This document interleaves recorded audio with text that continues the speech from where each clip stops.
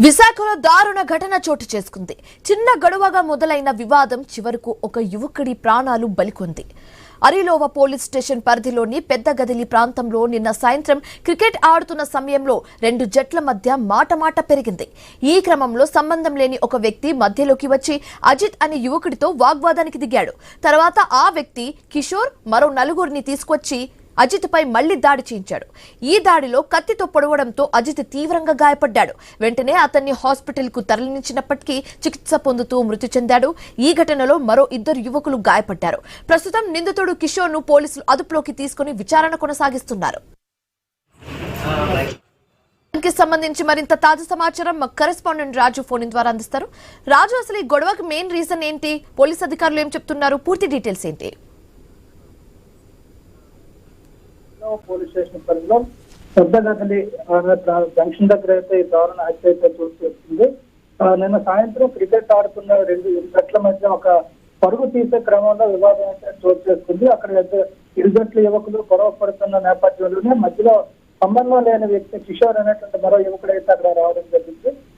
వచ్చిన తర్వాత అందులో ప్రత్యేకంగా అజిత్ అనేటువంటి యువకుడితో గొడవ పడడం, ఇది పాత కక్షల నేపథ్యంలో గొడవ జరిగినట్టుగా తెలుస్తుంది. నేపథ్యం గొడవ పెరుగుతున్న నేపథ్యంలోనే అక్కడ ఉన్నటువంటి యువకులందరూ కూడా కట్టి చెప్పి ఎవరికి వాళ్ళు వెళ్ళిపోవడంతో అక్కడితో గొడవ గడ్డమణిగిందని అంతా అనుకుంటున్న నేపథ్యంలో క్రికెట్ మ్యాచ్ పూర్తయిన తర్వాత తన పెద్దగదిలి జంక్షన్ దగ్గర యువకులందరూ కూడా వచ్చి మధ్య మాట్లాడుకుంటున్న సమయంలోనే మళ్ళీ కిషోర్ అనేటువంటి యువకులు అక్కడ మరో నలుగురు యువకులతో వచ్చి అజిత్ తో గొడవ పడినట్టుగా స్థానికులు తెలియజేస్తున్నారు. ఈ నేపథ్యంలో అక్కడ ఘర్షణ చోటు చేసుకుంది.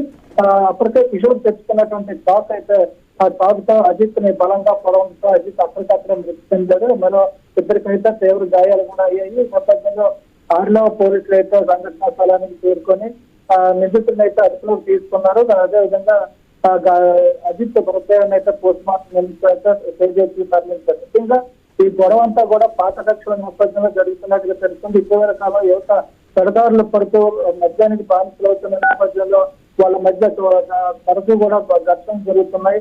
ఈ ఘర్షణలు హత్యకు దారితీస్తున్నాయి. గత 2 ఏళ్ల క్రితం ఇదే ప్రాంతం సమీపంలోనే ఒక హత్య కూడా జరిగింది. అది కూడా ఇలాంటి పాత కక్షల నేపథ్యంలో జరిగింది. ఇప్పుడు తాజాగా ఇప్పుడు అజిత్ ని హత్య చేయడం కూడా స్థానికులను అయితే కలకలం వేస్తుంది. యువత పెడదారులు పడుతూ మద్యానికి బానిస అవుతున్న నేపథ్యంలో ఇలా గొడవలకు దిగి హత్యలు చేసుకోవడం పట్ల అయితే చాలా తీవ్రమైనటువంటి ఆందోళన కలుగుతుంది. దీనికైతే పోలీసులు ఆ నిందితుడు కిషోర్ ని అదుపులోకి తీసుకొని విచారణ చేస్తున్న పరిస్థితి కనిపిస్తుంది. Thank you Raju.